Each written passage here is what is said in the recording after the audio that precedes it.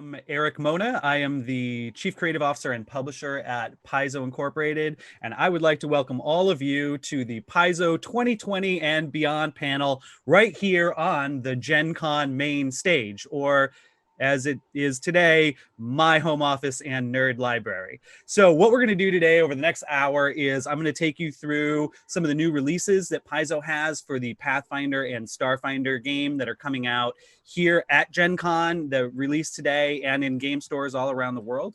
We're going to talk a little bit about what the activities that Paizo is doing at Gen Con. And then at the very end, I've got an extremely special guest that I want to pull in and introduce all of you to. And I think you're going to be very excited to meet him. So without further ado, I've got a lot to get through, so I'll do my best to get it all squished into 1 hour's time. Thank you for spending your time with me, and welcome again to Gen Con.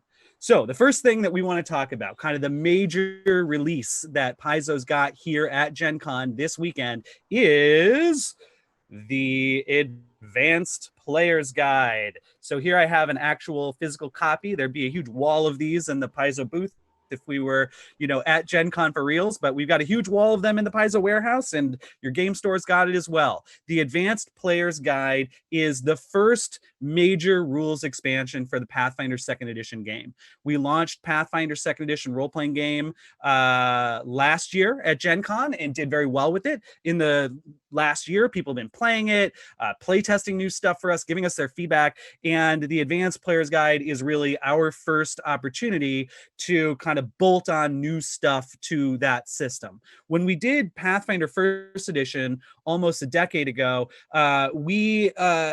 when we put out the Advanced Player's Guide was kind of when Pathfinder got out from under the shadow, so to speak, of 3.5 and started becoming its own thing.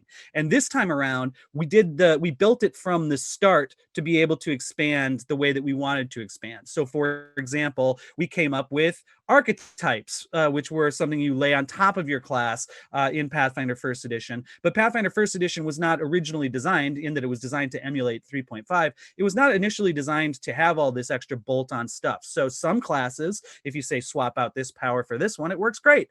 Other classes, like the cleric, really had nothing to swap out. So for most of Pathfinder 1st Edition, certain classes had more opportunities to play with fun rules like archetypes than others. And we wanted to kind of level that playing field for Pathfinder 2nd Edition and make that type of content accessible for everybody. And the Advanced Player's Guide is where that really starts to happen.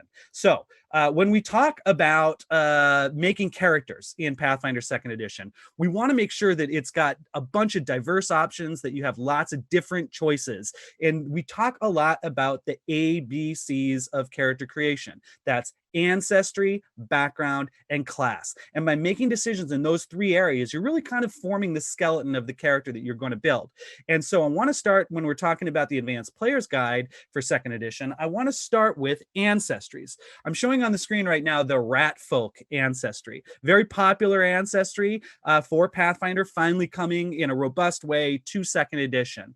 And it's got a bunch of other ones as well. We've got stuff like the Cat Folk, the Kobold, the Orc, and the Tengu, sort of a crow person ancestry. In addition to those 5 ancestries, we also have what are called versatile heritages. And a versatile heritage is something that can go on top of any ancestry. This is stuff like the planar scions, like tieflings and Aasimars. So folks who have like the blood of a demon or an angel way back in their family tree, they're more than just human. And now with Pathfinder 2nd Edition, it could be that they're also more than just dwarf or more than just elf. So you can play a elf tiefling or a rat folk Aasimar.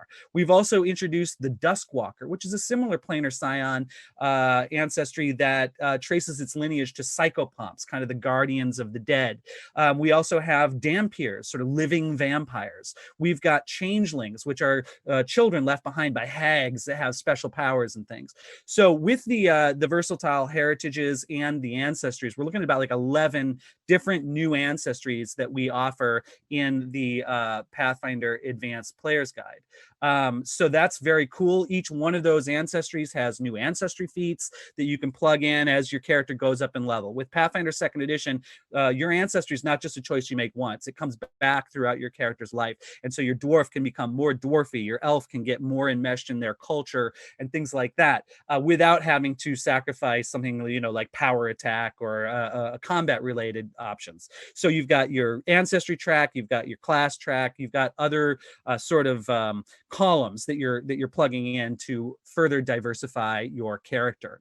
So with classes, well, let me actually, before we get to classes, let me talk about backgrounds. That's the B in ABCs. The Advanced Player's Guide offers 17 new backgrounds. Things like cook, scavenger, bandit, squire. This is really like what you were before you became an adventurer. The players, or the core rulebook has a ton of backgrounds, but we want to add more, and we'll keep adding them because there's an infinite number of backgrounds people can have before they take up the arms as an adventurer. But in addition to the 17 sort of standard backgrounds that are added in the Advanced Player's Guide, we also have 8 rare backgrounds. Now, these are a little bit more complex, a little bit more detailed, and they require getting your game master's permission. But these are things like amnesiac or feybound. You have like an unusual connection to the world of fairy. Or maybe you're not just a noble, but you're like a member of royalty.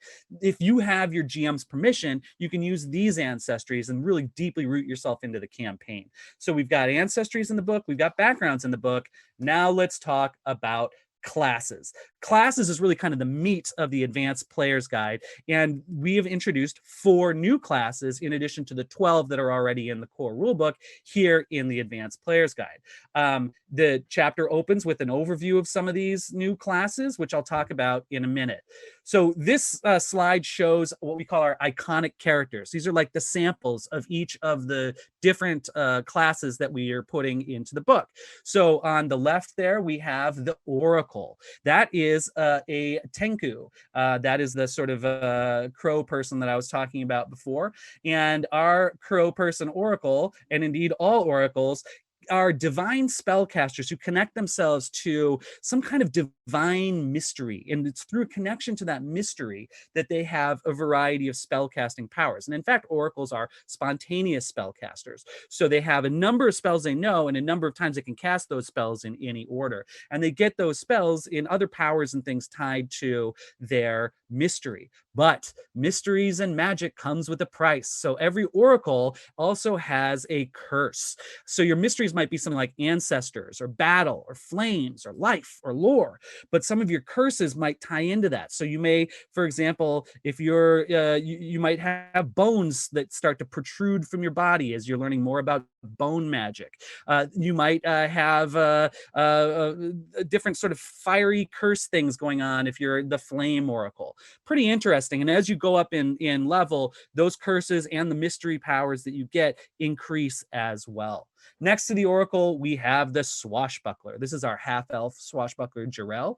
A swashbuckler is a martial warrior who focuses on movement, style, and grace.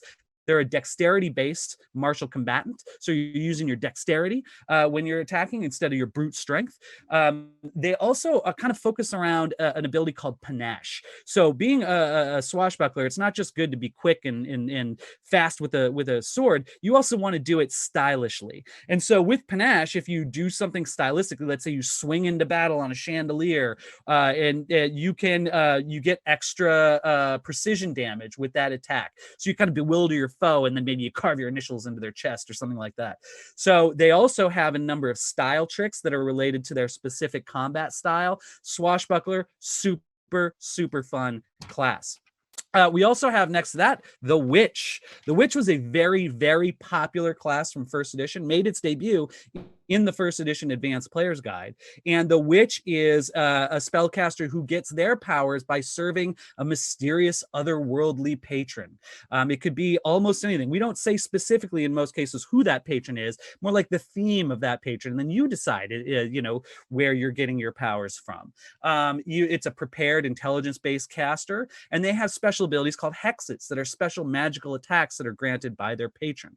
They're also really tied into their familiar. And as you can see in the illustration there, that is the fox familiar of our iconic witch. And as you go up in level, you can also put some extra power into your familiar. So here we have the 9-tailed version of the fox familiar of our witch.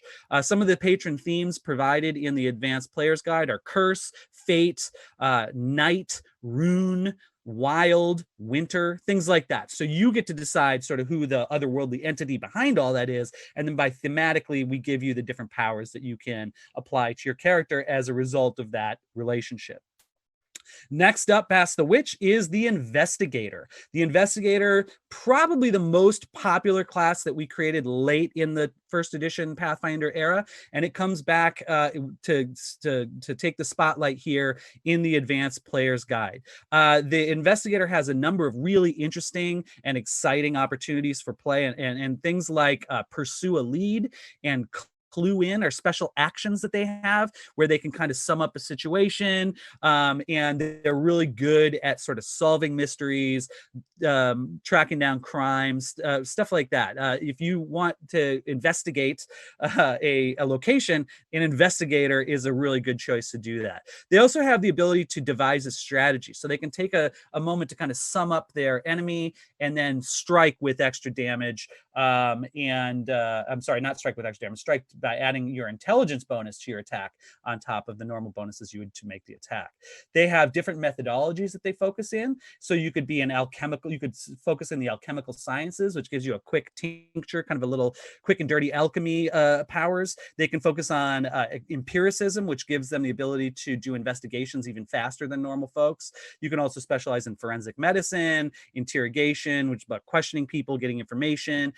Really, really cool for mystery campaigns, adventure storylines. And one of the reasons why we put the investigator in the Advanced Player's Guide is that it's the perfect class for the Agents of Edgewatch adventure path, which is launching today and which I'll talk about in just a few minutes. So with the Oracle, the Swashbuckler, the Witch, and the Investigator, we are significantly increasing the number of class options available for players of Pathfinder 2nd Edition. Now, that being said, we're not turning our back on the existing classes as well. All 12 of the classes from the core rulebook have 2 to 4 pages of additional class feats and options for those classes. So whether you're coming to the Advanced Player's Guide with an existing character that you're ready to level up and add some new powers to, or you want to really get elbows deep in new classes, new ancestries, new backgrounds, the Advanced Player's Guide has got what you need.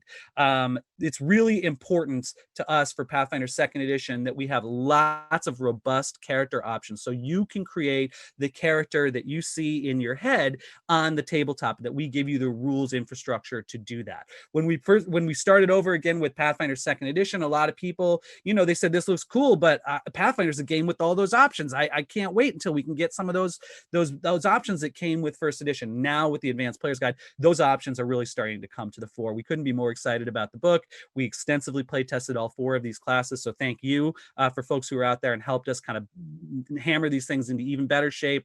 Can't do this stuff without you. We really, really appreciate it. So let's keep going. Let's talk about archetypes. I mentioned up front that archetypes are one of the most important things about the first edition Advanced Player's Guide. Also very, very important for the second edition Advanced Player's Guide. We have 42 different archetypes in the Advanced Player's Guide. So you see 3 of them on the screen right now. You've got the Bastion, the Dual Weapon Warrior, the Scroll Trickster, but there are a ton of other archetypes, including some favorites from first edition and some new ones that you've never seen before. Stuff like the Archaeologist, the Archer, the Assassin, the Beastmaster, the Bounty Hunter, even some things that used to be full classes in Pathfinder 2nd Edition, we've looked at again, and it's like, those are really maybe more like archetypes. So the Vigilante, another very popular class, is now an archetype that you can apply to any class. And indeed, that's a major change with Pathfinder 2nd Edition from first edition. In first edition, because every class was built a little bit differently, we had to kind of have very specific archetypes for each class. So this would be like the Trickster archetype that only works for bards or what have you. Now, these archetypes work across the the board, because all of the classes in Pathfinder 2 are built with the same framework, with the same types of feats coming in at the same levels. That means that we can swap those feats out with archetypes, give you a chance to distinguish your character even more than you've ever been able to do with Pathfinder. So the goal with Pathfinder is to provide robust character options, and the APG is the one that makes that happen. We want to make sure that if you've got an entire table where everyone's playing a dwarf fighter, there are legitimately 5 different builds and 5 different concepts, across every character's got a different approach to a similar concept. So Pathfinder will continue to offer options, continue to give you opportunities to further customize your character. So before we get to the next book, let's keep talking about some of the stuff in the Advanced Player's Guide. We've also got a ton of feats. There are 53 general and skill feats that add on to the feats in the core rulebook and that apply widely to a variety of characters. There's also a giant spell section, 145 spells from all traditions: arcane, divine, primal, occult, and focus spells fill up a significant portion of the Advanced Player's Guide. We also have 13 awesome rituals. These are like super elaborate spells, things like astral projection, clone, create demi-plane, hero's feast, reincarnate. So there's some really high octane magic, and by making them rituals, you don't necessarily need a high level caster to do it. So these are very interesting, they're fun to read, and they're fun to implement into the game. 13 new ones in the Advanced Player's Guide. Of course, the word player is in the Advanced Player's Guide title, so we've got to have some items. Players love items. They love magic items. They love gear, and the Advanced Player's Guide has got both. There's about 20 pages of new items and gear, kind of rounds out the Advanced Player's Guide.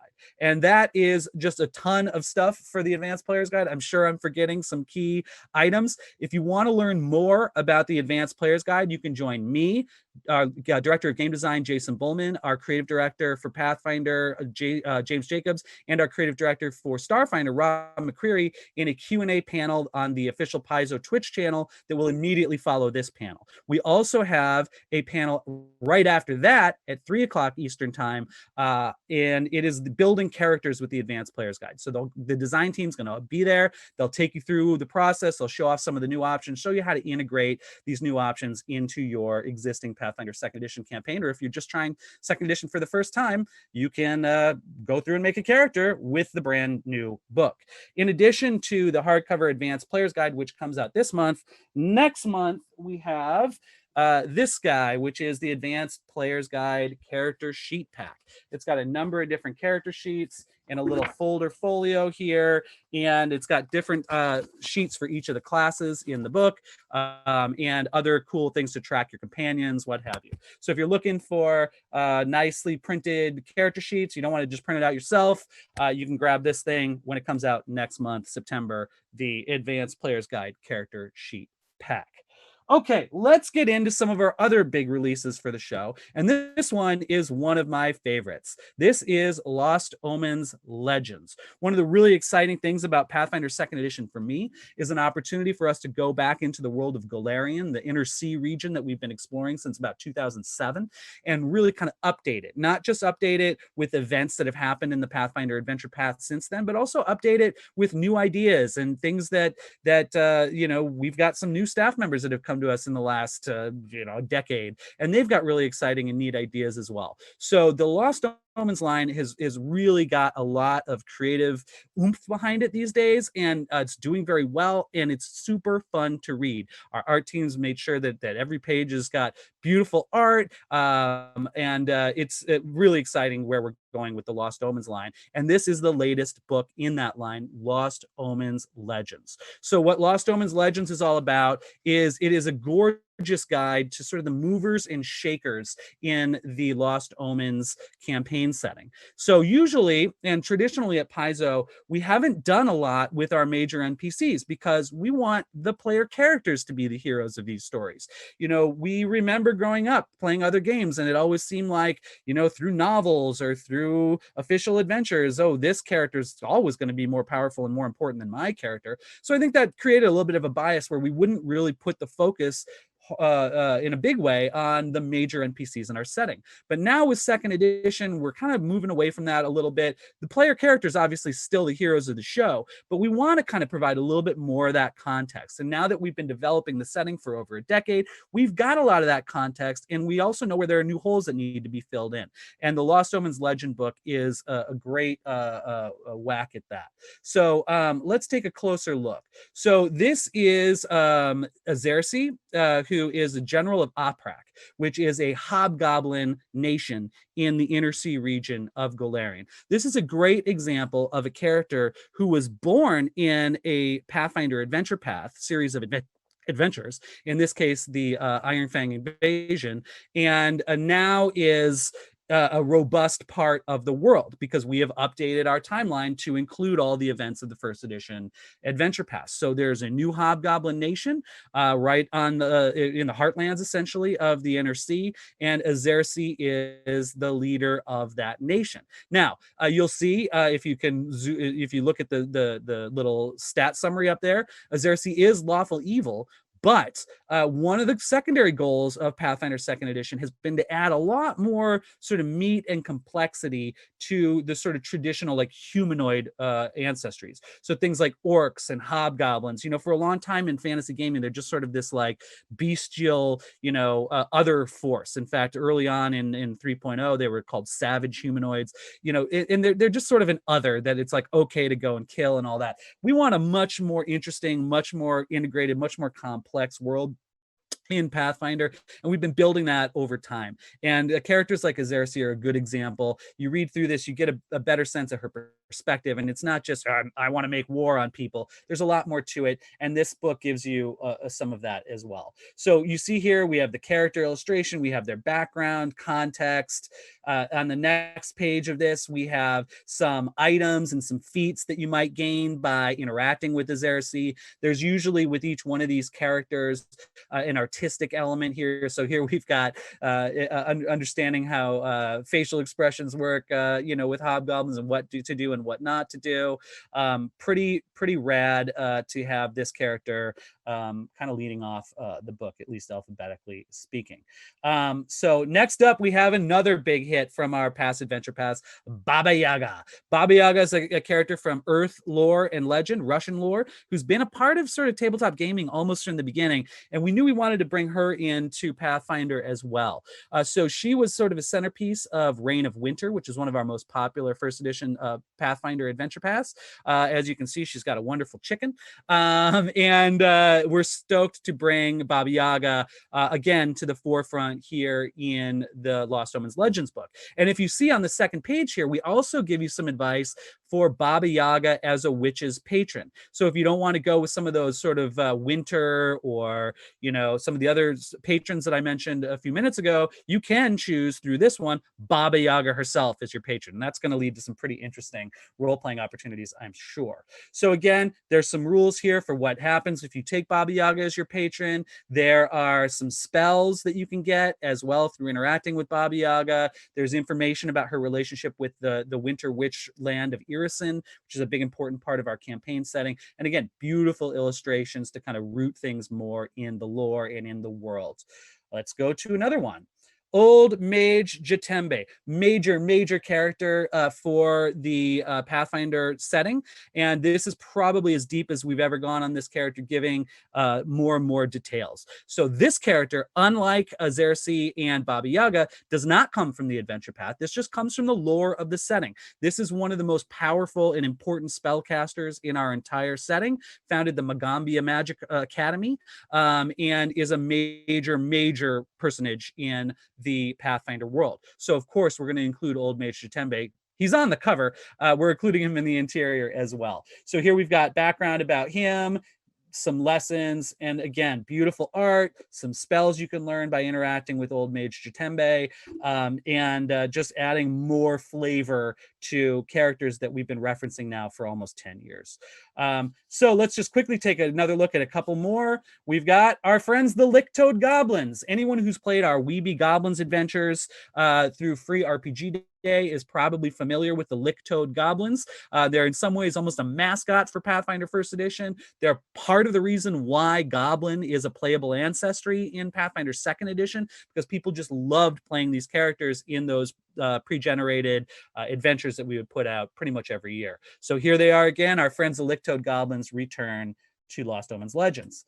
Next up, we got Winsel Starborn. Winsel Starborn is the acting Primarch, sort of the Lord Mayor of the city of Absalom, one of the most important cities in our world, and the centerpiece for the Ages of Edgewatch adventure path. In fact, Winsel Starborn plays a very important role in that adventure path. So, important city, important adventure path, important NPC. Here's a summary of what he's all about, so you can get even more lore than are provided in those other places. That's true kind of across the board. There are dozens and dozens and dozens of these NPCs in Lost Omens Legends. So let's talk about Agents of Edgewatch. I've been mentioning it a couple of times. This is the brand new Pathfinder Second Edition adventure path that launches here today at Gen Con. Agents of Edgewatch is a 6-volume monthly adventure path. And what, if you're not familiar with adventure paths, this is what they look like. So they're 96-page volumes. In fact, I've got this one right here. This is the first volume right here. So this is Devil at the Dreaming Palace, and it is a hybrid of adventure content, setting content, lore, new monsters, detailed dives on key NPCs, really everything you need to run that adventure. It's a 96-page softcover, and again, they release monthly. So in Agents of Edgewatch, players assume the role of city guards during a Radiant Festival, a once-in-a-generation sort of World's Fair event that's being held in Absalom this year to celebrate the reopening of the Precipice Quarter, which was ravaged by an earthquake 20 years ago and has now finally been rebuilt. And so in order to protect the people visiting the city to go to the Radiant Festival, the government has instituted a new special group of town guards, and that is you, the player characters. So as members of the Edgewatch, the players unravel a criminal conspiracy that you must investigate and end.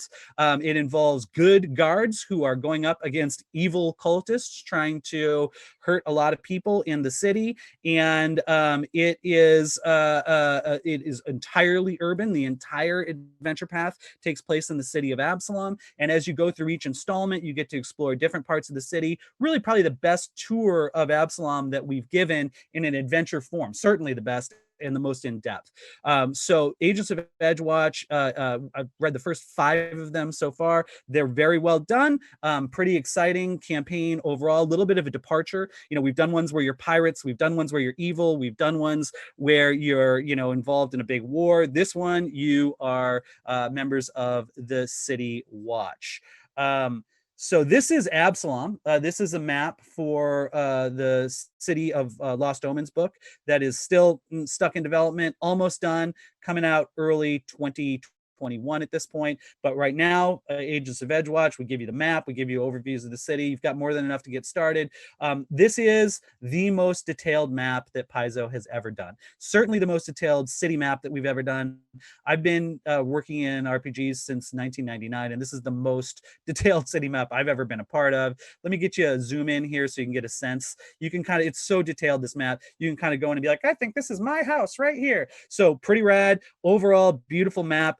We'll have a big poster map of this coming out with the City of Absalom book down the road. But for now, full page maps in the Adventure Path installments gives you everything you need.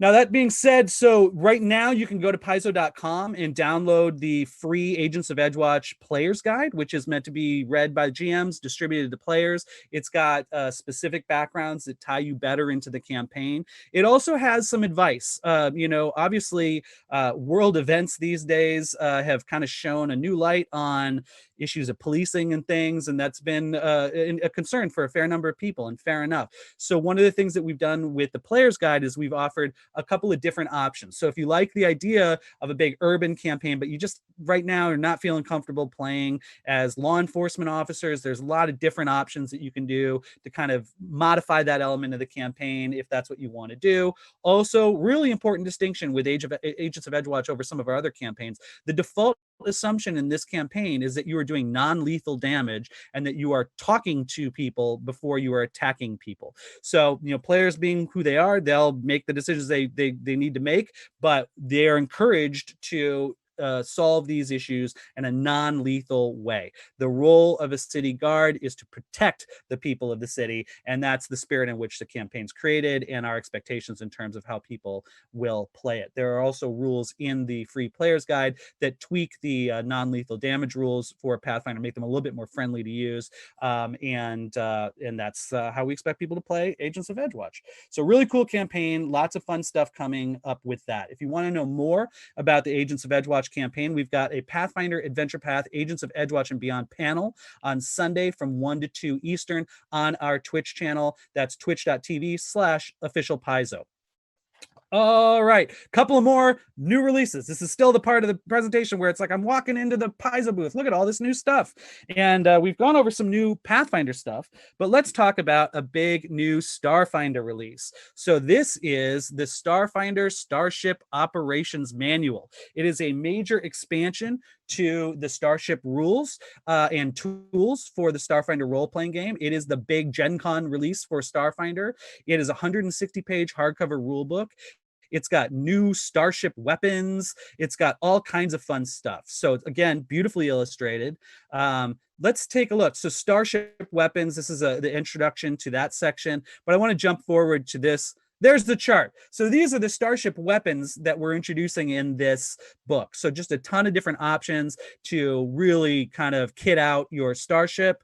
In addition to that, there's a bunch of stuff on combat. So Starship combat, that'll give you an opportunity to put some of those weapons to use. There's rules for boarding actions. There's rules for chases. There's rules for squadron combat. So lots of things that go even a step further than the standard Starfinder Starship battle rules in the Starship Operations Manual. In addition to that, of course, there's starships. And so what do we mean by that? Well, we've got an overview of a whole bunch of manufacturers. So there's more than 30 different manufacturers of starships. And you can see that each one of those brings with it a little perk that if your ship is made by that company, then you might have that power on your ship. Also, we've got let's see how many, 44 complete starships. So stat block, illustration, background, cultural information throughout the book. There's just a ton of these. I think I've got a few spreads of these to show off. So anywhere from, beautiful sort of cruise ship type stuff to living plant ships and what have you.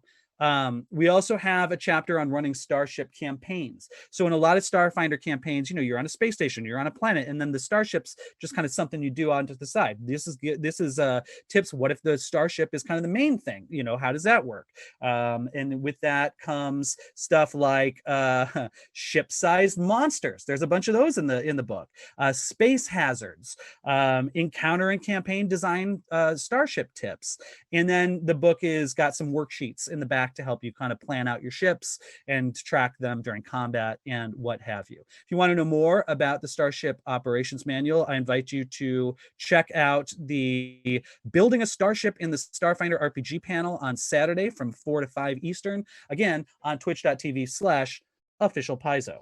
So that's kind of the big overview of what's available now at Gen Con. I want to talk briefly about what's available right now on Humble Bundle. For the last couple of weeks, we've been partnering with our friends at Humble Bundle to offer the Pathfinder 2nd Edition Humble Bundle. And what that is starting at $5, you pick your price, and we will give you a bunch of PDFs of the launch stuff for Pathfinder 2nd Edition. So there's never been a better time to try out Pathfinder 2e. If maybe you're in the middle of a campaign, you've been waiting, this is the most affordable way that you can do it. And your contribution will also go to help benefit charities. This time around, proceeds are going to be going to the NAACP Legal Defense Fund, to the National Urban League, and to the Carl Brandon Society, which is a great charity that is about increasing access of people of color to important sci-fi and fantasy publishing spaces. And they are the sponsors of the Octavia Butler Scholarship for the Clarion Writing Workshop. The Clarion is a big deal in the sci-fi and fantasy community. Numerous people at Paizo have been through that, and it it's very important. And so they're a local charity here to Seattle, and we wanted to include them as well. So how this works is if you want to go all the way up to $30 or more, we'll actually send you a physical copy of the Pathfinder core rulebook.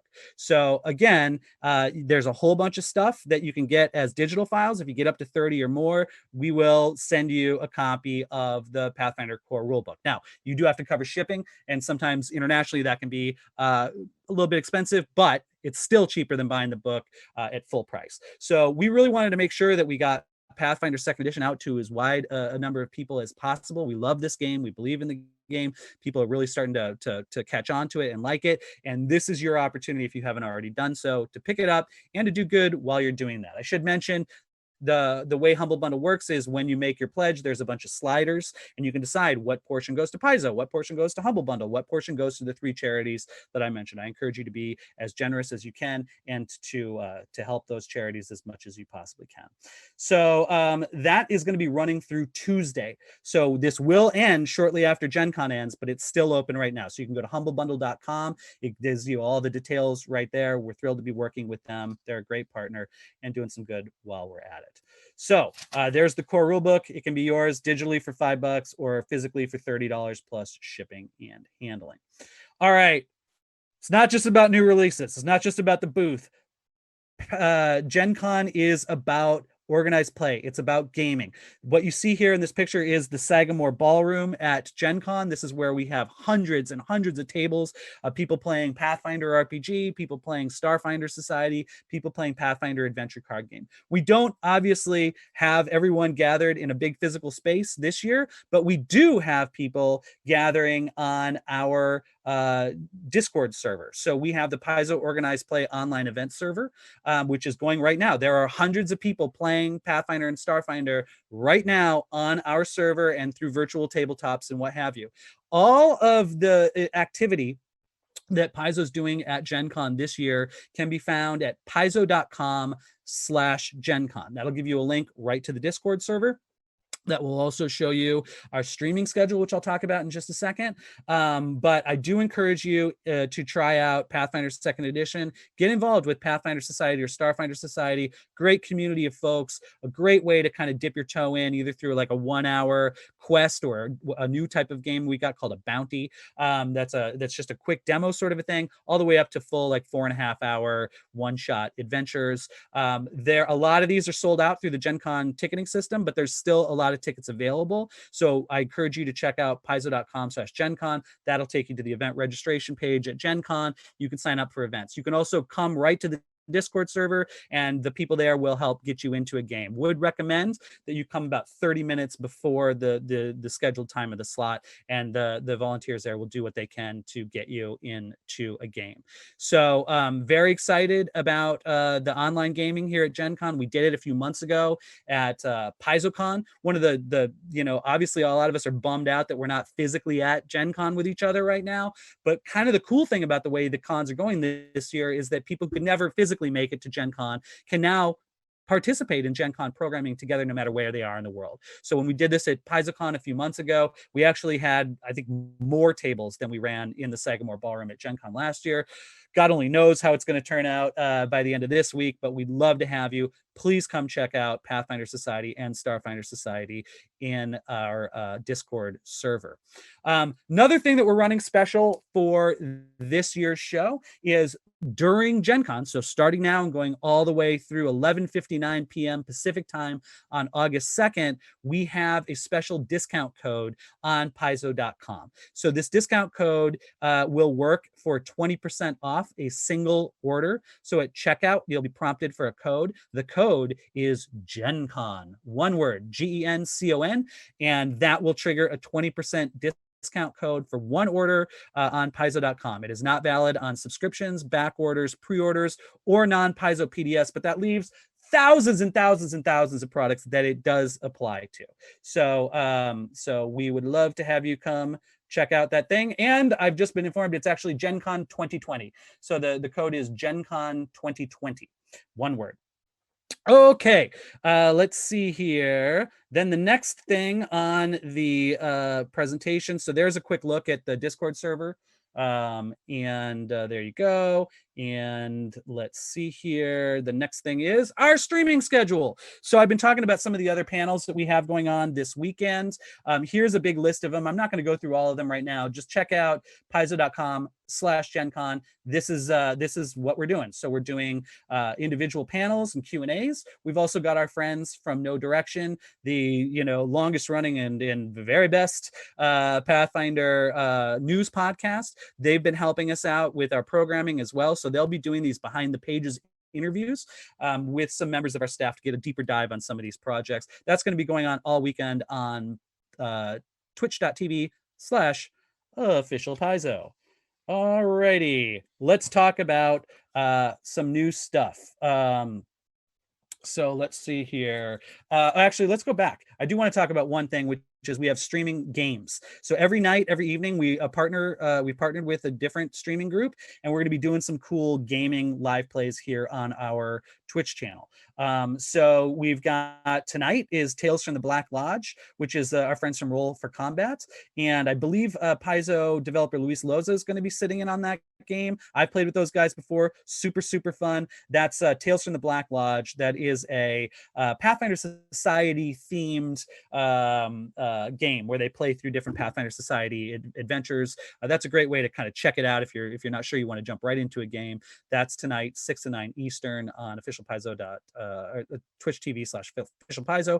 Friday, our friends from Q Times are doing Court of Corvids, their Court of Corvids campaign. That's 6 to 9 p.m. Eastern. Saturday, we've got two shows on Saturday. The first at 6 to 9 is Two Perception doing their Age of Ashes campaign, which is our very first Pathfinder 2e adventure path. Very exciting. And then something I am very stoked for is the 9 o'clock to 11 o'clock.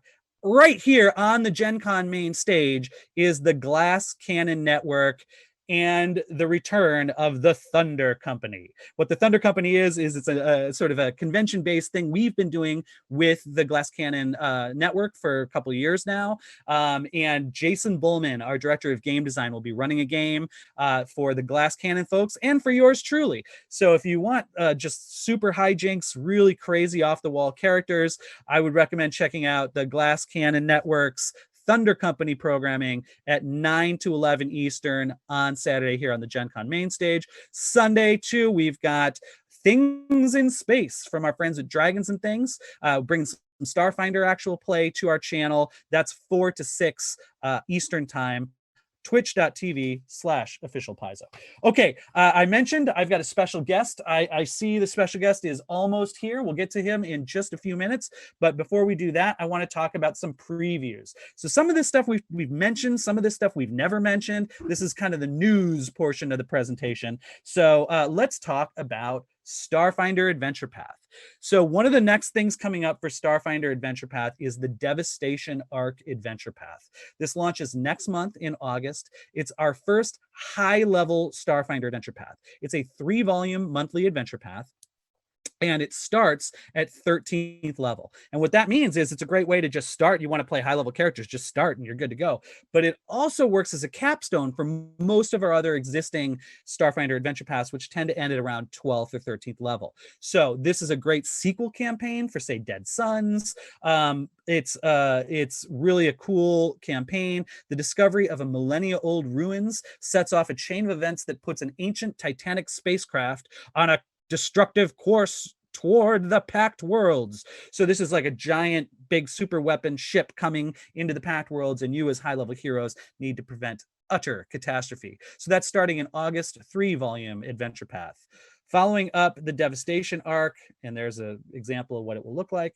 Following up the Devastation Arc, and there's an awesome illustration from the Devastation Arc. Following up the Devastation Arc, here is Fly, Free, or Die. This is an adventure path that the Starfinder team has been just like super excited about for a long, long time, and with good reason. It's a 6-volume adventure path, so it starts at level 1, goes all the way to probably about 12 or 13. And it is in the Fly, Free, or Die adventure path, you play a crew of scoundrels, rogues, and misfits trying to make it by while being harassed and targeted by a crime boss, preyed upon by fate faceless mega corporations and hounded by rivals. So this is as close to kind of the lawless sort of think of maybe a little bit more like on the Firefly side of things, where you're doing some smuggling, you're doing some maybe not super lawful activity, and that's going to be an interesting motivation that'll set this campaign a little bit apart from some of the other Starfinder adventure paths to date. Very, very excited about Fly Free or Die. It launches in November with the first adventure, We're No Heroes. So highly recommend checking out Fly Free or Die. I am super, super excited about this campaign, and I think you'll love it too. So what else have we got coming up for Starfinder? Well, we've got, oh, hey, I keep sleeping on these awesome illustrations. Here's a great illustration from Fly Free or Die. All right, so next big book for Starfinder, Alien Archive 4. Alien Archive 4 comes out in November 2020. It's 160 pages, more than 100 new aliens to add to your Starfinder games, many of which are suitable as player character races. So there's several of those in this book. There's even more monsters than ever before, or about the same numbers in the previous three Alien Archives. And so another one's coming out in November, 160 pages, Alien Archive 4. Okay, here's a few of the monsters from there. Look at these guys. The Cloud Ray, that's a kick butt mount. Merzalot and a Warlanus. Hey, how about that, guys? Cool, very different style aliens. Lots to be excited about for Alien Archive 4. All right, next up, we've got the Galaxy Exploration Manual. So we've talked about this a little bit at PaizoCon, but we haven't even solicited this because it's coming out in April of 2021. So this is a nice Starfinder hardcover that's a toolbox for players and GMs. It's kind of like the ultimate guide to exploring the universe. So it focuses on trailblazing, exploration-based, exploration-based sandbox play. So this is kind of like your guide to creating the galaxy. It's got all kinds of information, new rules for every class in Starfinder. It's got robust PC background generator. It's got compelling exploration systems, how to build planets. It's got quick systems for designing worlds. Very, very cool. So we know a lot of people with Starfinder are playing with adventure paths, and we know a lot of people are just kind of creating their own stuff. This book works for both of those people, but I'd say it airs a little bit more on the side of people creating their own stuff. This is a way to just populate your galaxy however you want. We'll give you the tools to do that. We'll talk more about this book at the Starfinder team's Behind the Pages No Direction interview, which is Friday from 2 to 3 Eastern on the official Paizo Twitch channel. And there's also a Starfinder Q&A panel on Sunday from 3 to 4. So that is some of the new upcoming stuff for Starfinder. Very exciting. But there's something that's coming just on the horizon for Pathfinder that's also super exciting, and that is the Pathfinder Beginner Box. I actually have a physical copy of the Beginner Box right here. This is a beautifully produced box. This is now the third time that Paizo has done a beginner box. We did a very, very successful and popular Pathfinder beginner box for first edition. We've done a Starfinder beginner box, and we keep learning more and more about how to produce a product like this each time we do it. So this thing is $39.99, and I'll show you some of the stuff that it comes with because it's quite robustly packed. Look at all this stuff. Let's talk about it. So this here is the Hero's Handbook. So this distills all of the rules that a player needs to know to get started with Pathfinder 2nd Edition into 72 pages. So that's about 500 pages fewer than the full Pathfinder core rulebook. This is designed as a tool for people who want to get in at the ground floor. They've maybe never played an RPG before, or as a teaching tool for people who have played and want to bring new players into their game. So the Hero's Handbook, the way that we do that is that we it's still fundamentally Pathfinder 2nd Edition. So it's not like a dumbed down version of the game. It's just a version of the game, it's presentation that goes much deeper into examples, explaining. There's a lot more art, stuff like that. Makes it easier for people to understand. And there's also fewer choices. So decision paralysis is a big challenge for a 600-page rule book and a new player. So the beginner box is designed to kind of help with that. So in the beginner box, you can play an elf, a dwarf, or a human. You have the options in class for cleric, rogue, fighter, and wizard, sort of the core four, as we call them. It goes from first to third level, so enough that you're getting new abilities and things as you go up in level, but not so much that you're mired in the beginner box forever. The ultimate goal, of course, is to get you into the full version of the game. It's going to be a lot less daunting once you've been through this experience. So that's the Hero's Handbook, 72 pages. We also have an 88-page Game Master's Guide. So this thing has got an intro adventure called Menace Under Otari, and I'll talk about Otari a little bit in a minute.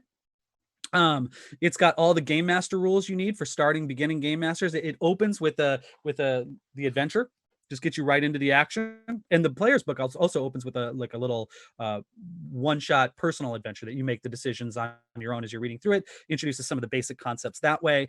It's got adventure design, environments, magic items. There's 50 monsters in this book for you to make your own adventures. And then it's got at the back there, it has a mini gazetteer of the town of Otari. And Otari is really the starting town of Pathfinder 2nd Edition. So I'll come back to these while I'm talking about Otari. So here we go. So this is a Starstone Isle. You can see Absalom, our big major city, right in the middle of the southern coast. And then a little bit to the west, we've got the town of Otari.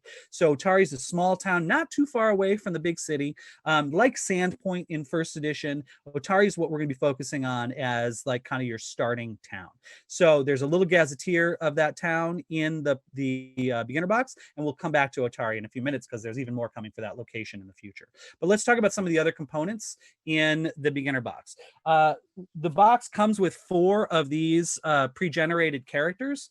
They're designed with new gamers in mind. So you got your character sheet here, and then you have the explanation for all that stuff over here. It's got rules for what you can do in your turn, all that kind of stuff. A great way to get someone started playing within just a few minutes of opening the box. So like I said, cleric, fighter, rogue, wizard, 4 character sheets there. Then a much simplified character sheet. So the full character sheet for Pathfinder 2 is pretty complex. This one's much simpler, easy way to get into the game and track your character details. And I'll give you a closer look at that on the slide. Wow, beautiful. Okay, so in addition to that, you've got the adventures inside. That's what that looks like. Let's talk about a couple of the other components. There are 124 hero and monster pawns. These are cardstock pawns that slide into plastic bases included in the set.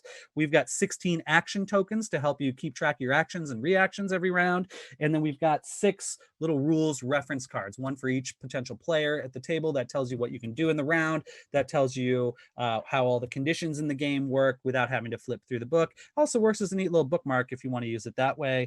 And then, of course, there's a complete set of polyhedral dice. So we don't assume people coming into the beginner box have any knowledge of the gaming or of games. So it's important that we get that set of dice in there as well. And hey, who doesn't love a set of dice? Okay, want to know more about the beginner box? You can come to the ABCs of Pathfinder character building. That's Sunday at noon Eastern time, right here on the Gen Con main stage. So I encourage everyone who's interested to check that out. Let's talk a little bit more about Otari. In November, so the beginner box comes out in October. In November, we'll be doing Troubles in Otari, which is a collection of 3 short adventures. They use either the beginner box or the full Pathfinder core rules. Remember, they're the same rules. And they're 3 little mini adventures set in and around the town of Otari. Great little one-shots if you just want to play a quick game, but also a great way to add depth to that starting town. That's coming out in November. Also tied into Otari is the first adventure path for Pathfinder for 2021, and that is the Abomination Vaults adventure path. So this, unlike all previous Pathfinder adventure paths, is a 3-volume adventure path. First time we've ever done it. We wanted to tie that to, in some ways, the beginner box with it being set in Otari, because 6 adventures is a long commitment to make. We wanted to give people a chance to kind of do a first campaign that was a little bit easier to manage. So Abomination Vaults is focused around a big old dungeon that is right outside of the town of Otari. So throughout the campaign, you're going to be going back and forth to the dungeon, into the town. We've always wanted to do a big dungeon-based campaign, but 6 volumes, a little too much to keep people interested in just a big old dungeon. And so this is a cool way to do that. Lots of great lore for Otari. James Jacobs, our creative director, has put a ton of work into the town, into outlining this adventure. Very, very cool. I'm super excited about this. Going to be a great first campaign for people playing Pathfinder 2nd Edition, whether they're coming through the beginner box or the core rulebook. All right, let's keep going. Then we'll get our special guest in here. Another upcoming project we're really excited about, the Lost Omens Pathfinder Society Guide. This is October 2020. Gen Con and Pathfinder Society have been friends forever. And this isn't quite out yet, but this is going to be perfect for the folks who are really invested into Pathfinder Society organized play, but also for people who aren't into organized play, but who want to see how a big adventurers guild would work in a fantasy world like the world of Lost Omens. So it's kind of the definitive, it's not kind of, it is the definitive guide to the Pathfinder Society for 2nd edition. It's a hardcover book coming out in October of 2020. So let's look inside. We've got overviews of the various factions. The art in this book is amazing, by the way. So there's an overview of different factions. Then here's the Envoys Alliance. Here's this, and I am going to be running a little bit long, I'm afraid, because we got to get that special guest in. So the rules for the Pathfinder Society, items that you can do that are tied to your character. All right, let's keep going. This one's quick. Ancestry Guide, Lost Omens Ancestry Guide, February 2021. Lots more ancestries for Pathfinder, lizard folk, androids, geniekin, kitsune, sprites, and more. So exciting.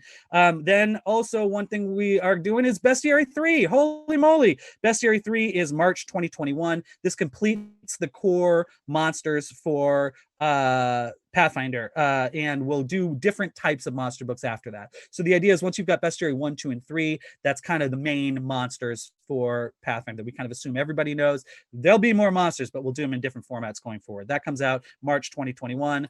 Last thing for Pathfinder, Fists of the Ruby Phoenix. This is a 3-part adventure path that follows up Abomination Vaults. It's a little bit higher level. This is a opportunity to participate in a once-a-decade martial arts tournament. Follows up an adventure we published 10 years ago called the Ruby Phoenix Tournament, and it's a big international fighting championship that you can participate in. There'll be more information about this at the Agents of Edgewatch and beyond. It's Sunday, 1 to 2 Eastern. All right, let's keep going really quickly. We've got some playtests going on as well. This is big deal. So the Tech Revolution playtest is live right now on Paizo.com. You can go to starfinderplaytest.com, and that gives you a free document you can download. We're doing a playtest of the Nanosite, which is like a nanotechnology spellcaster kind of dude, and a class, and mechs. So mech rules.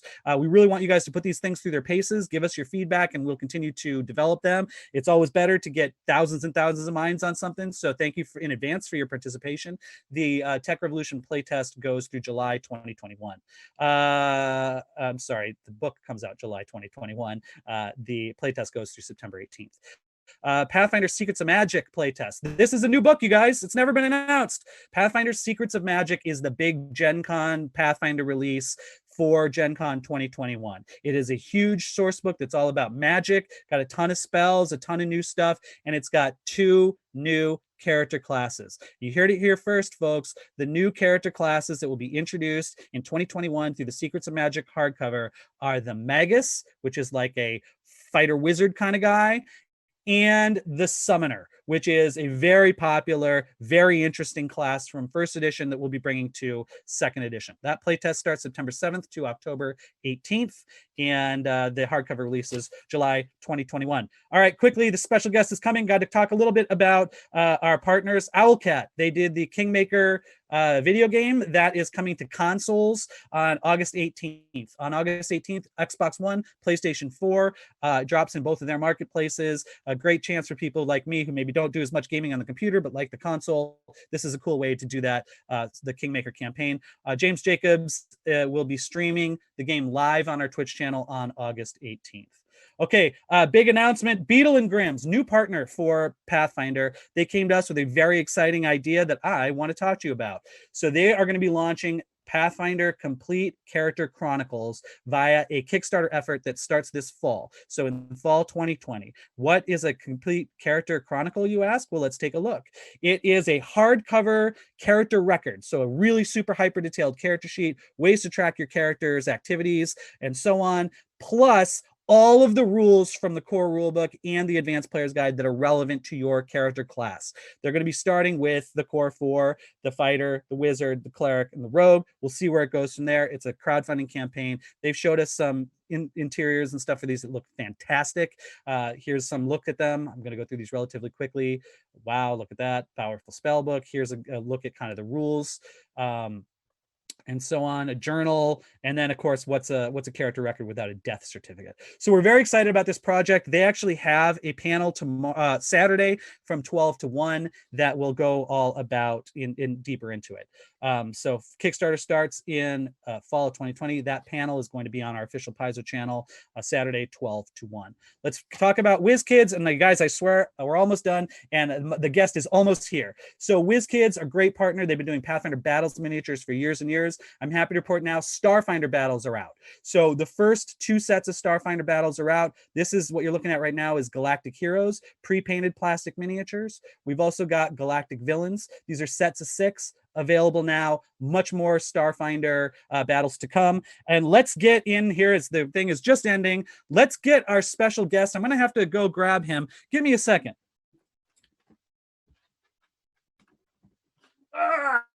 Hey, look, everybody.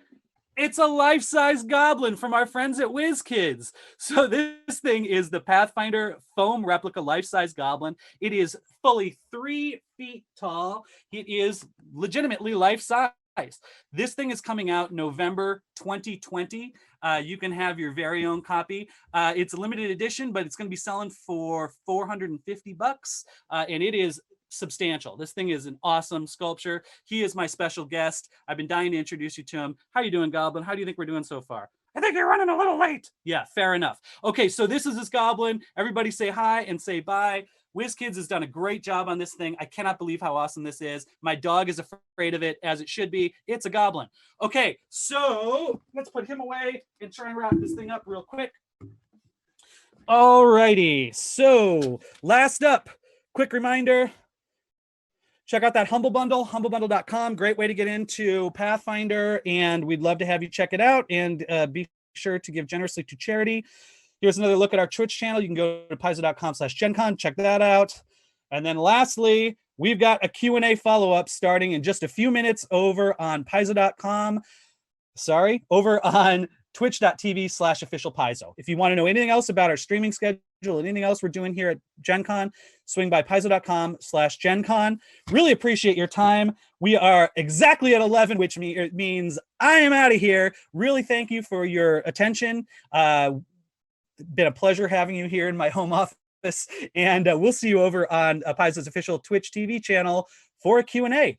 Bye.